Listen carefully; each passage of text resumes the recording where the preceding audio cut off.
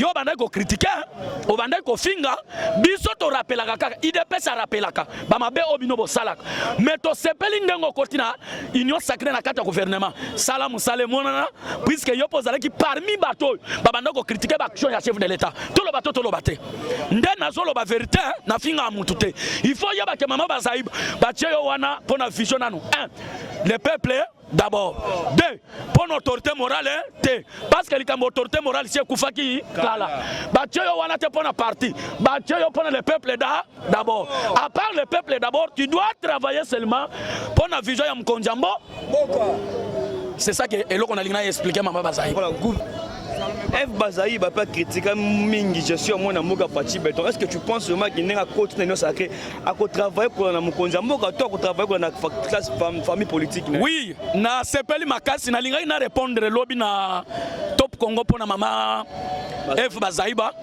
en tout cas na félicitaka maman na parce que aza éloquente ya moi si na matière politique mais le problème c'est quoi au moni trop parler tu peux tuer mais le problème c'est quoi au moni trop parler tu peux tuer vous comprenez un peu maman Bazaïba tango azalaki libanda ya gouvernement alobaki mingi. Or le président Félix Azamayeli, Azamuto ya lobaka pampamba te. Ya omoni lelo mama Bazaïba yeko tomber pas comme ministre. En tout cas na ko senga na ye. Yo banda ko critiquer, o banda ko finga, biso to rappelaka kaka, IDPS a rappelaka. Ba mabe obino bo salaka. Lelo yo mwana mboka Félix Tshisekedi a gagné élection.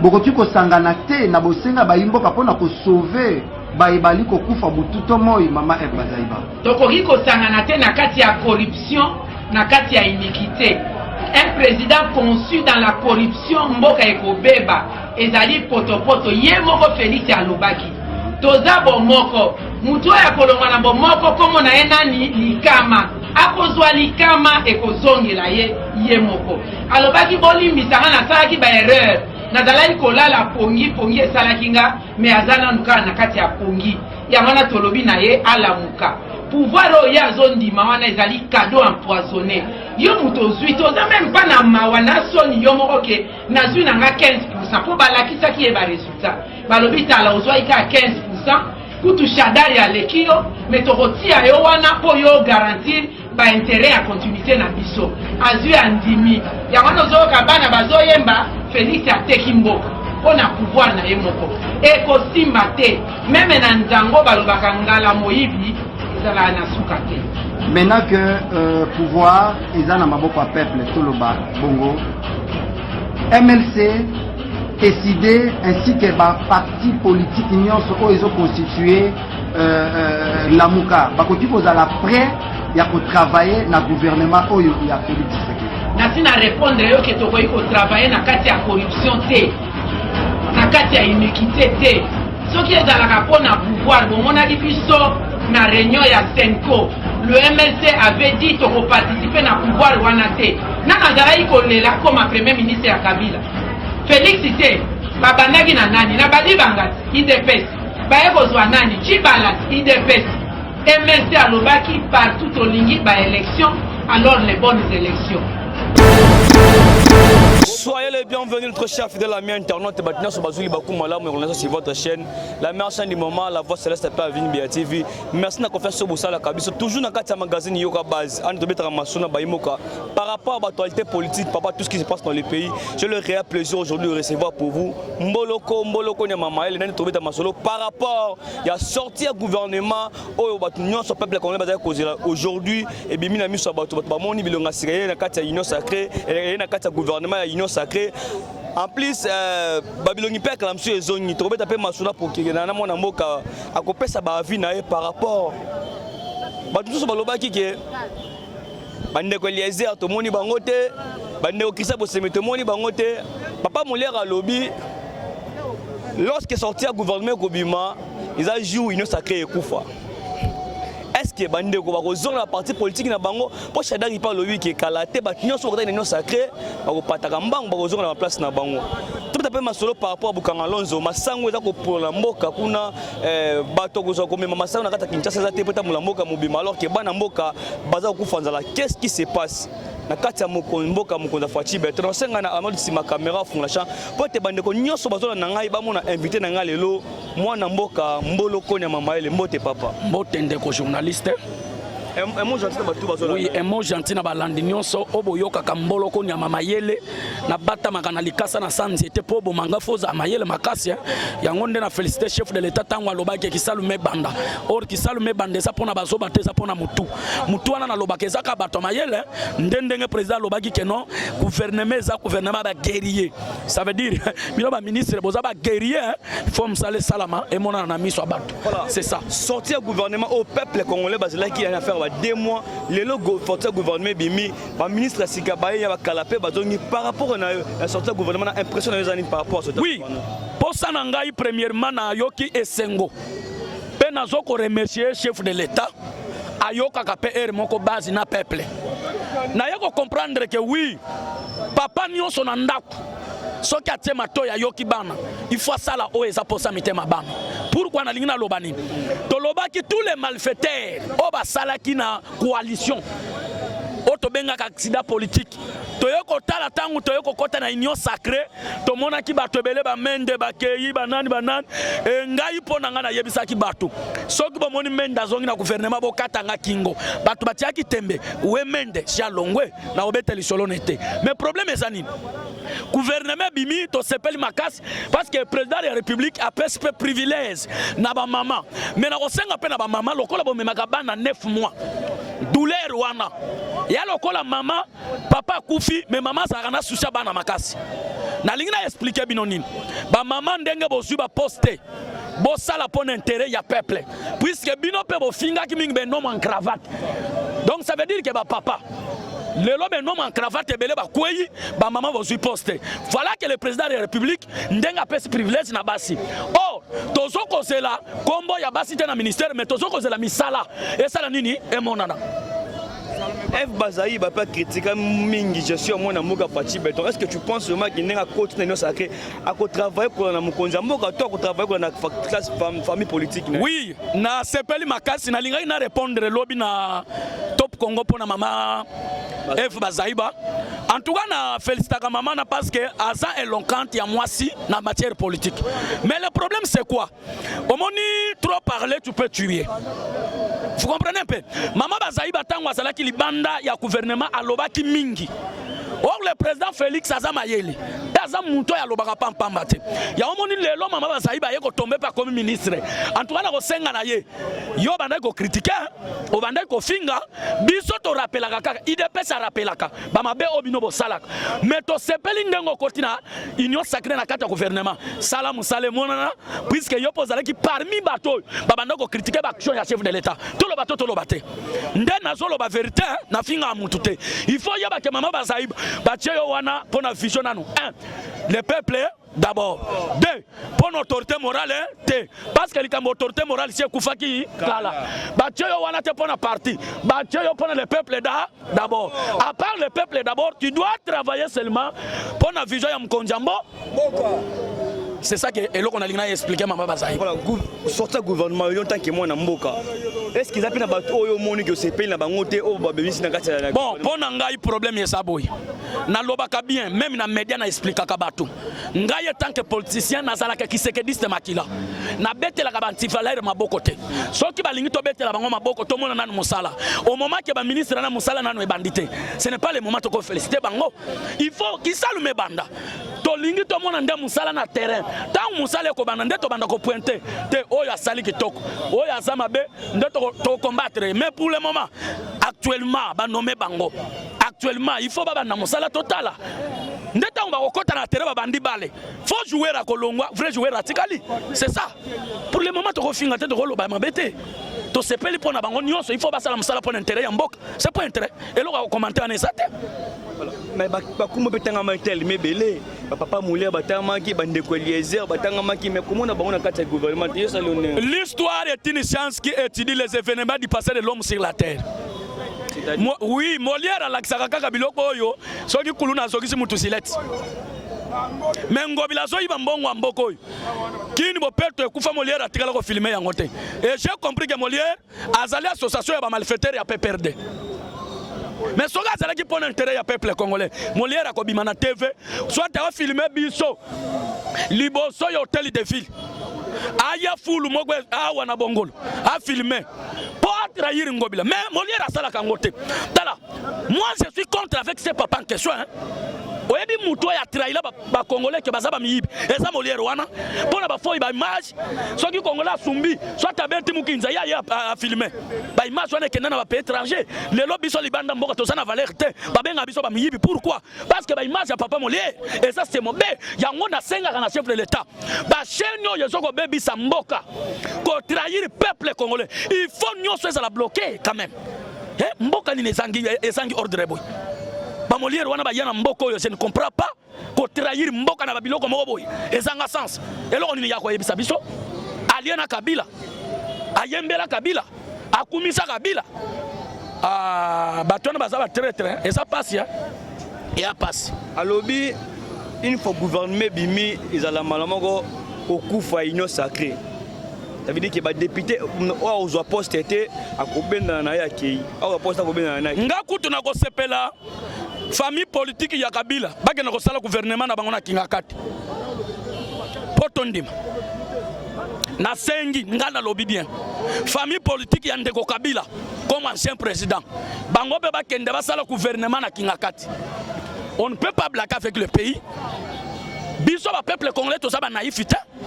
Bato ba nyokoli biso pendant 18 ans. Molière na famille na bana nyo surtout bazana gouvernement grâce à Kabila. Et c'est surtout qu'il y a une élection. Bana Molière ba gagner l'élection. Banani ba fota bango. Ça c'est du blague. Comment vous blaguez avec le peuple congolais?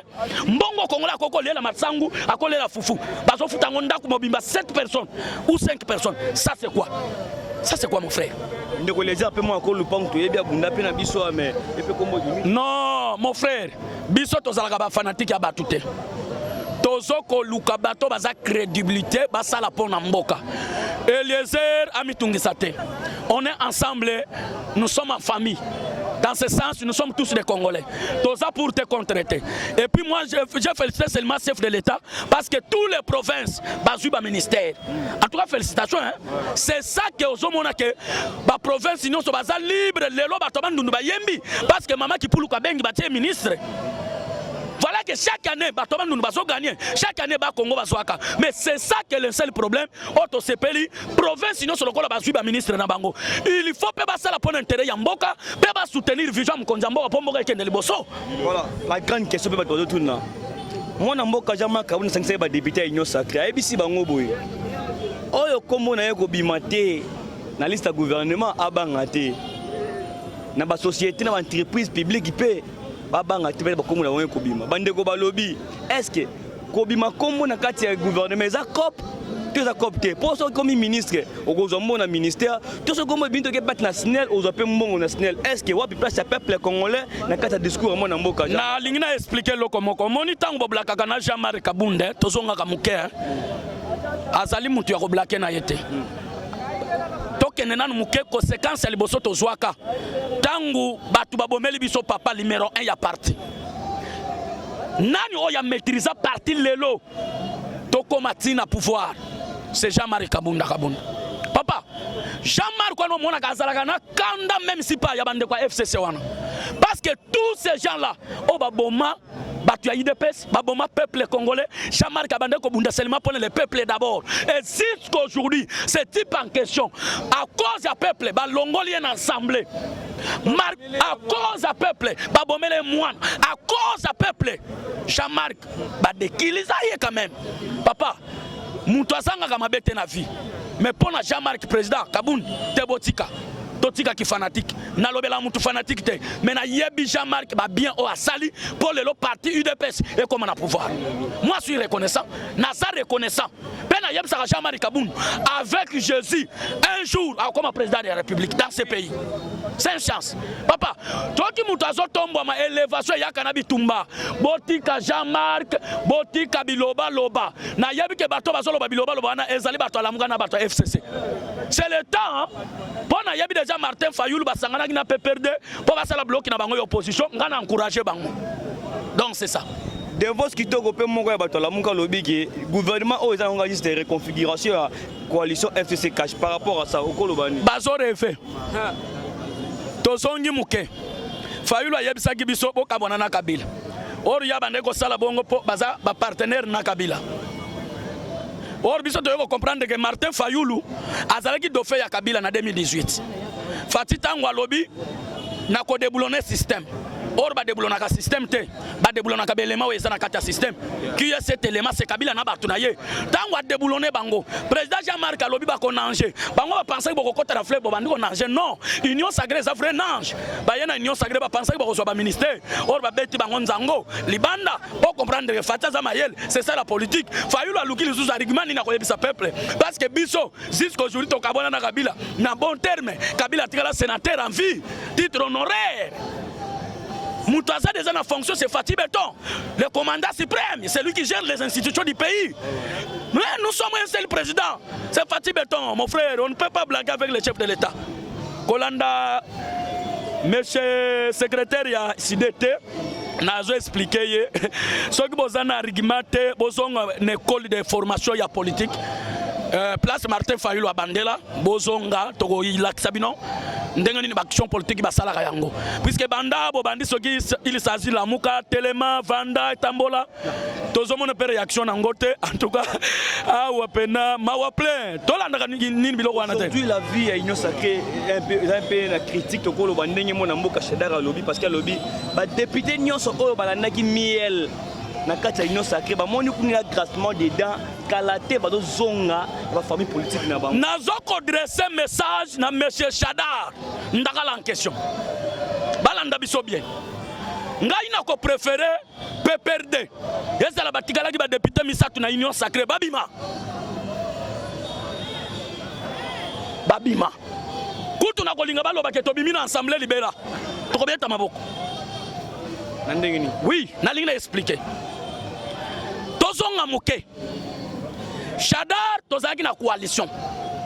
Le même Chadar abanda ko entêté ba ministre na yena ba député na bangwa ya PPRD ba yoke la chef de l'État. Lelo soki Chadar ba to PPRD ba bengani ye akoko fongola parti politique na ye. Pourquoi? Ba yebise yo mutu amene biso lelo to subir ba conséquences to tingala ba chômeur. Qui est le promoteur de ces bêtises? C'est Chadar. Est-ce que Chadar Namboko et l'Oko n'a pas qu'on l'axe peuple congolais? À l'époque, il y avait le ministre de l'Intérieur. Nino a salé pour les Congolais. Pour Congolais, c'est fait. Aventurier tout fait. Un malfaiteur. Nalina bakisele le komoko. Ce qui Chadar a sa fou. Ah ouais, Zamboka bato fouté. Oh, Zamboko bato barezonaka. Voilà. Aujourd'hui, le peuple congolais se pose tant de questions de savoir la position de Mouanamoka Moïse Katumbi na Jean-Pierre Bemba. Bangomi balé lelo bazana kati Union Sacrée, bangomi balé lelo bazana kati la Mouka. Martin Fayulu a eu drapeau bokonzi Union Sacrée après ça ngonde konaye muzito.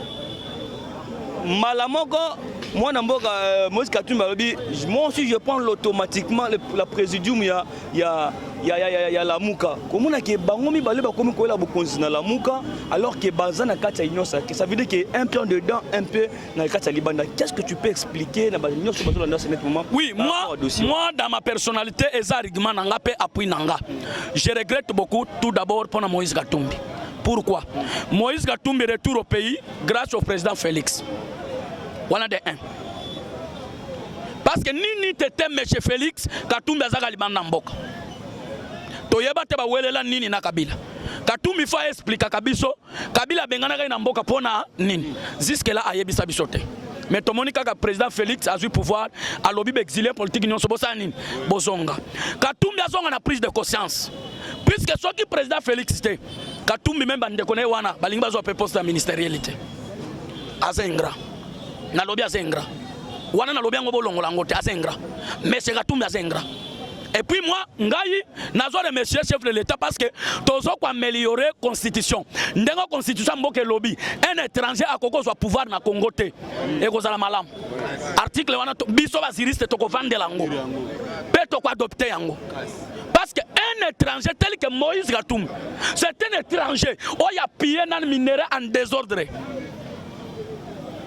quelque part to remercier Kabila parce que Kabila a sa privilège na Katumbi pour Katumbi comme na mbongo ebele. C'est ça quand même. Mais il est soutenu par moi na mboka Jean-Pierre Bemba qui est fils d'une non na linga kotanga kombo ya Bemba te parce que un produit malheureux oyo bomana no cyber Zaire. Yekutu na linga ko compter biloko na été parce que azali mutu moko ya memela biso nanu babomisa ki gota nzambe.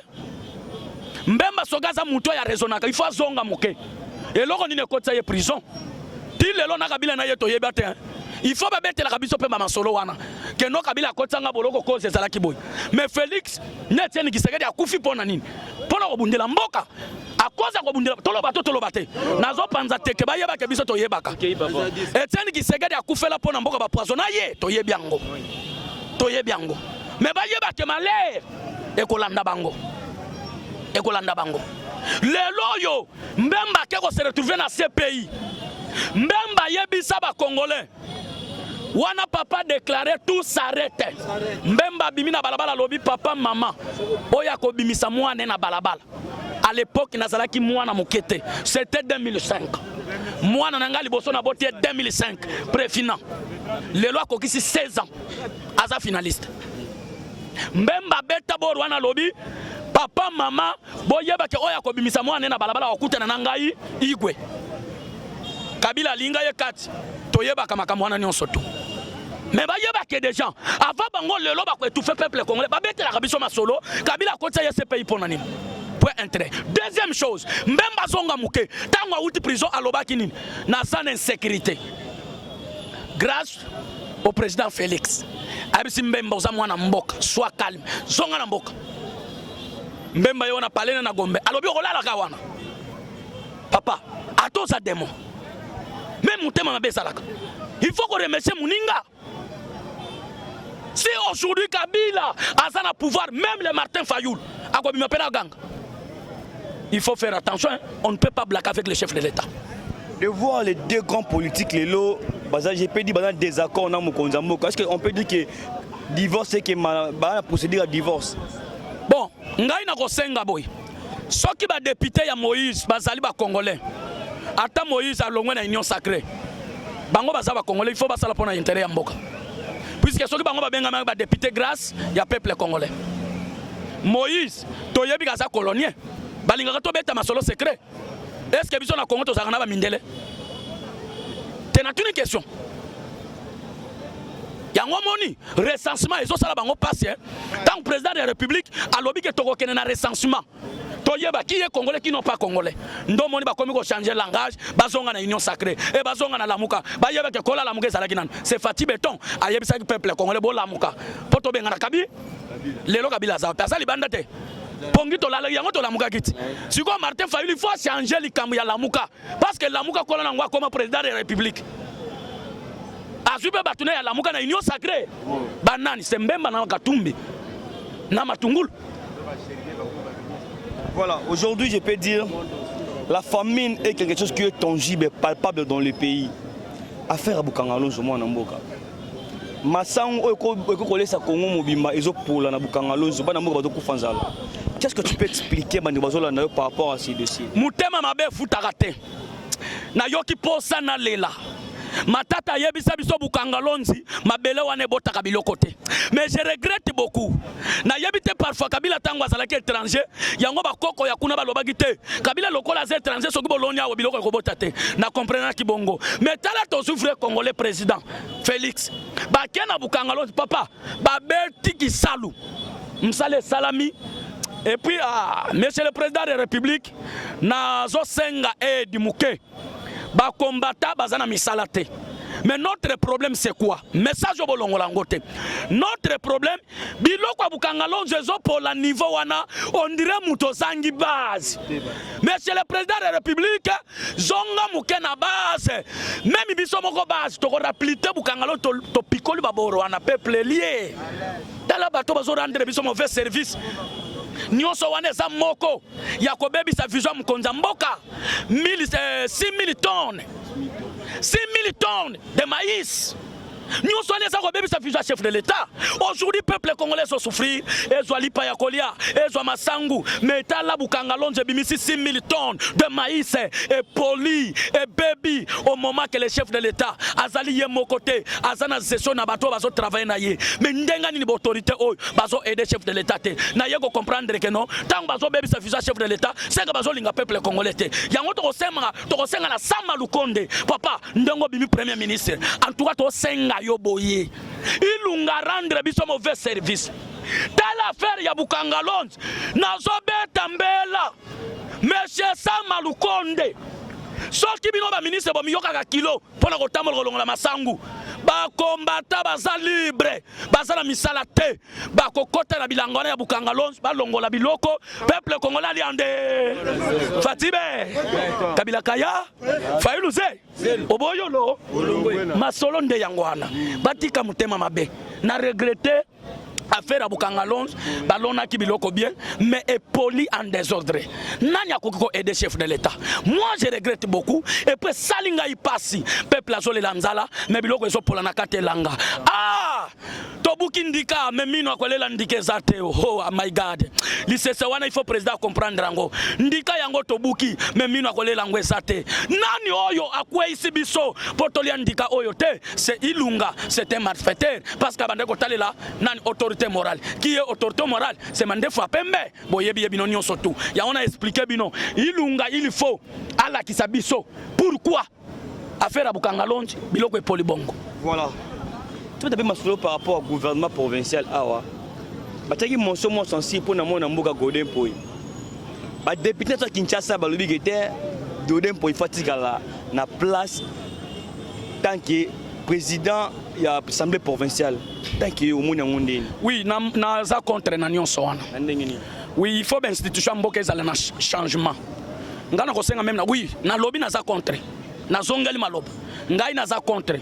Pe naza parmi bateau nazo combattre que Godin Poya longo. C'est un pasteur. Okay. Il faut zongela mambo église. Yango na lobaka mingi, ba pasteur batika politique, bango bazonga na église. Politique batika la biso ba mboloko ba nyama mayele bakola politique. Ndenge kisekeda ebisa biso na senga kana 5 Kabila zo rendre bino mauvais service or bino boza basana na nzambe basango bozonga na monde église botika politique Kabila abundana na Etienne Kisekedi wa mulumba na peuple congolais to bengana ye bayoka te Kabila tinda bato ba viola basango conséquence ba masere ba beta mamai alors kuna ngana zate mais na lingna expliquer loko moko Godin Poy soga linga mona conséquence ya peuple congolais akomona yango pourquoi banda kota place wana na mona rappel loko asalaka te président hein eloko ni nasalaka a ya assemblée provinciale asalaka ni papa asalaka ni nazotuna est-ce que siko Godin Poy asalaka loko te donc asoka mbongo mboka mais peuple aso souffrir pardon 18 mois tous les députés bafutamite toloba te Godin Poy ya longo toyebi ke $12,000 ngobila bimisaki po ba corrompre ba député mususu po ba tika Godin Poy na lobby $12,000 oyo ngobila bimisaki po ba kwesa nani te Godin Poy ndo moni Godin Poy atikali est-ce que kolongo ya mwana mboka est-ce que c'est une situation politique par rapport à découvrir qui va bloquer. Maintenant nous ne sommes pas en politique, maintenant nous sommes dans le soleil à quartier. Nerombungu c'est mon vieux. Auto vandi na bango na quartier. Avant commandant. To yebi copie bando sala mena obeta ngote. Bango ba yeba kateke non. Biso to za bazoba, to za bato mayele.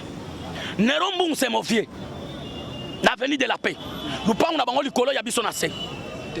C'est là malembe na zo expliquer logo moko na lingina expliquer logo moko oyebi muyibi to yiba biso mibale soki to yibi ngombe to bomi siko yo lingo lekelanga na osani ofunda na oreve 7 ngobila na Nerombungu papa bozo mona teke no onyo surtout bazo distraire chef de l'état gouvernement ya Sama Lukonde to boyo te to zana procès mama procès to boyango voilà na silisa to boy mama procès parce que peuple azo c'est la procès te to boy bo wumi sabiso na makamu ya kozala ke budget nan ba voter te peuple azozela li pe kita dollar ekita botika ba aventure mambo ba procès wana c'est déjà passé o bokangi pe to moni bénéfice te kamera bokanga ye mbongo ebele abimisa ti lelo botika ba aventure peuple ezo souffrir hein? Il faut faire attention Nero Mbungu baliaka na ngobi ba camarade et puis az incompétent et tant qu'en matière juridique Nero Mbungu dossier nyonso kolega il faut comme na cabinet na ye directeur ya cabinet na ya zwango avec comme na maboko ya yemoko il faut directeur ya cabinet sala nini a vérifier yango maintenant comment Nero Mbungu numéro 1 na yo azali yo au travail ndengani il faut nzele ou t'es pas numéro 1 na yo d'autre part ngobila il a raison problème ezani Nero Mbungu il faut expliquer biso bien na landaki na tefa lobby ba congolais bo sunganga na président Félix asunganga omoni kindoki ndenge comme ça bato soki osuki ndoki ya mukolo koma soba Nero Mbungu azobelela ba congolais jaza la ki vice gouverneur asaleli biso ni po biso to bimana balabala to soutenir ye aventrier munen toki malé na suka mais Tanganyika peut plénier assemblée provinciale ici là qui te bitumbe bimaki vuya pas nini zolenga na kati ya mboka mona bon omoni na wuti ko expliquer batu balandi nyonso balanda biso même ba diaspora makamo mboloka lobaka na zalaka na raison boyeba ke batu wana nyonso bozomona na gestion ya président Félix bazali ko bimisa chaque mois makambu po ba étouffer chef de l'état alonga na eloko moko te yango ngai nazo senga na chef de l'état soki alandi distraction ya bato oh kuna batiaki motion problème na biso peuple kono to ana besoin ba motion te zowe soki asali bien atikali tozo lukande bato bazo sala malamu mais soki azo sala mabe to moni ke motion e oui et ça na mabe il faut sala nini alongwa mais pour le moment to ana besoin biloko ana te papa oh bakangela biso DG ya nani oh bakangela biso boy papa to ana besoin peuple ali pas en désordre dollar ekita misale kota batika ko distraire chef de l'état na lo bato na lo bate boni ba fantiri boyeko kaka ba motion bino ba député tala mbule beti to tuko teka ba mai na ba opir ba 3000 na poste bango ba lelo ba kolia kitoko hein kaka biso to ba motion. Voilà. Nous sommes vraiment arrivés à la fin de notre émission. Vous êtes tellement nombreux de nous suivre partout les 4 coins du monde. Merci de rester fidèles à la chaîne Abino Bolinga. Moi, mon téléphone vite fait. Oui, le numéro de téléphone ya mbolo nya mama yele. Obo landarangai na yebisa kabino appel normal. Nazalaka fanatique ya mutute je suis congolais un citoyen tout fait. Na yebisa kabino okutani na mbolo na kopanzo secret. Na ko benga ngai te po kabelanga $1000 na bo mama beno. Non. Problème na ngai zali so lingo benga nga tuna nga ba question ko ko pesa peuple congolais bolamu. Bolamu na biso na Congo zali so peuple abeti maboko pona chef de l'état nde yango biso tozo bimana ba media ko lobi ko yebisa batu oyo boso ko étouffer visa chef de l'état suka na bino bokuta na peuple congolais fatile plus 243 90 na lobi boy plus 243 090 39 366 59 plus 243 090 39 366 59 mboloko nya mama yele na pesi grave nanga seze ya makasi na tiela ko motema gibao je umela moni seze yo zawana gibao vanda na bwende. Merci, on se trouve au prochain numéro toujours si même plaisir même ambiance de lobby. Bye bye. Merci. Armi bateau nazo combattre que Godin Poya Longo. C'est un pasteur. Okay. Il faut zonga la mambo église. Yangona lobaka mingi. Ba pasteur batika politique, bango bazonga na église. Politique batika la biso ba mboloko ba nyama mayele bakola politique. Ndenge kisekeda yebisa biso. Na sengaka na 5 Kabila zo rendre bino mauvais service or bino boza basana nzam. Basango bozonga na monde église, botika politique Kabila abundana na Etienne Kisekedi wa mulumba na peuple congolais to bengana ye. Ba yokate Kabila tinda bato ba viola basango conséquence ba masere ba beta mamai. Alors kuna ngana zate. Mais na lingna expliquer loko moko Godin Poisoga linga mona conséquence ya peuple congolais. Akomona yango pourquoi banda kota place wana na mona rappel loko asalaka te président hein eloko ni nasalaka ya assemblée provinciale asalaka ni papa asalaka ni nazotuna est-ce que siko Godin po ya asalaka eloko te donc asoka mbongo mboka mais peuple aso souffrir pardon 18 mois tous les députés bafutamite tolo bate Godin po ya longo to yebi ke $12,000 ngobila bimisaki po ba corrompre ba député mususu po batika Godin po na lobby $12,000 oyo ngobila bimisaki po ba kwesa nani te Godin po ndo moni Godin po ya tekali est-ce que kolongo ya mwana mboka Nero Mbungu est-ce que c'est une situation politique. Par rapport à découvrir qui va bloquer. Maintenant, nous ne sommes pas en politique. Maintenant, nous sommes dans le soleil à quartier. Nerombungu, c'est mon vieux. Auto vandi na bango na quartier. Avant commandant, to yebi copie bando sala mena obeta ngote. Bango ba yeba kateke non, biso to zaba zoba, to zaba to mayele. Nerombungu, c'est mon vieux. L'avenue de la paix. Nous parlons de bango likolo ya biso na se. C'est là malembe na zo expliquer logo moko. Na lingina expliquer logo moko. Oyebi muyibi. Oyebi muyibi. To yiba kabiso mibale. Soki to yibi ngombe. To bomi. Siko yo lingo lekelanga. Na osani. Ofunda. Na oreve 7. Ngobila na Nerombungu. Papa. Bozo mona teke na onyo surtout bazo distraire chef de l'état. Gouvernement ya sama lukonde tobo yote. Tozana procès. Mama procès tobo yango. Voilà. Na silisa. Tobo mama procès parce que peuple azo c'est la procès te. Tobo ibo umisa biso na makamu ya kozala ke budget na ba voter te. Peuple azo c'est la lipe kita, dollar kita. Botika ba aventure. Mama ba procès wana c'est déjà passé. O bo kangi pe to moni bénéfice te. Kamera bo kanga mbongo ebele. Abibisa tilelo. Botika ba aventure peuple azo souffrir. Il faut faire attention. Nerombungu, baliaka na ngobile, ba camarade. Et puis az incompétent. Et tant qu'en matière juridique, Nerombungu dossier nyon sogolega, il faut comme na cabinet na ye, directeur ya cabinet na ya zwango. Avec comme na maboko ya yemoko, il faut directeur ya cabinet salani à vérifier yango. Maintenant comment Nerombungu numéro 1 na yo azali. Yo au travail ndengani, il faut nzele ou t'es pas numéro 1 na yo. D'autre part, Ngobila il a raison. Problème est anini, Nerombungu il faut expliquer biso bien. Na landa ki na tefa lobby, ba Congolais bo sunganga na président Félix a sunganga. Omoni ki ndoki ndenge comme ça ka batwe. Soki osuki ndoki ya mukolo koma soba. Nerombungu azobelela ba Congolais. Tiaza la ki vice gouverneur, asaleli biso ni po biso to bimana balabala to soutenir ye. Aventrier mon nom. Na suka mais Tanganyika peut plaigner assemblée provinciale ici là qui était bitumbe bima qui vous ya pas ni nezo lenga ngati amoka mona. Bon, omoni na wuti ko expliquer batu balandi nyonso balanda biso memba diaspora makamo mboloka lobaka nazalaka na raison. Boyeba ke batu wana nyonso bozomona na gestion ya président Félix. Bazali ko bimisa chaque mois makambu po ba étouffer chef de l'état alonga na eloko moko te. Yango ngai nazo senga na chef de l'état. Soki a landi distraction ya bateau, oh kuna batiaki motion. Problème na biso peuple kono to ana besoin ba motion te. Zowe soki a sali bien atikali. Tozo lukande bateau bazo sala malamu. Mais soki azo sala mabe, to moni ke motion e oui. Et ça na mabe, il faut sala nini alongwa. Mais pour le moment to ana besoin biloko na te papa. Oh bakangela ki biso DG ya nani. Oh bakangela ki biso boy papa. To ana besoin peuple ali pas en désordre, dollar et kita, misale kota batika ko distraire chef de l'état. Na lo bateau na lo bateau. Boni ba fantiri boyeko kaka ba motion bino ba député talambule beti to tu ko teka ba mai na ba opi ba 3000 na poste bango ba lelo ba kolia kitoko kaka biso to ba motion. Voilà. Nous sommes vraiment arrivés à la fin de notre émission. Vous êtes tellement nombreux de nous suivre partout les 4 coins du monde. Merci de rester fidèles à la chaîne Abino Bolinga. Moi, mon téléphone vite fait. Oui, numéro de téléphone Yamboloko Nyamayele. Obo Landarangai, na yebisa kabino appel normal. Nazalaka fanatique à Moutouté, je suis congolais, un citoyen tout fait. Na yebisa kabino okutani na mboloko na kopanzo secret. Na kobenga ngai te po kabelanga $1000 na bomba mabeno. Non. Problème na ngai ezali so lingo benga nga tuna nga ba question ko pesa peuple congolais bolamu.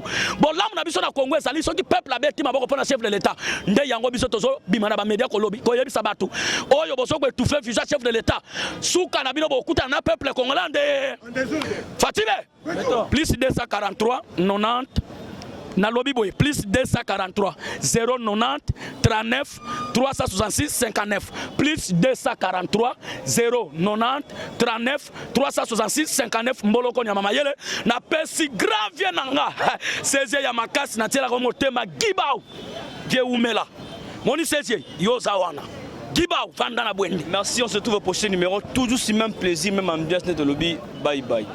Merci.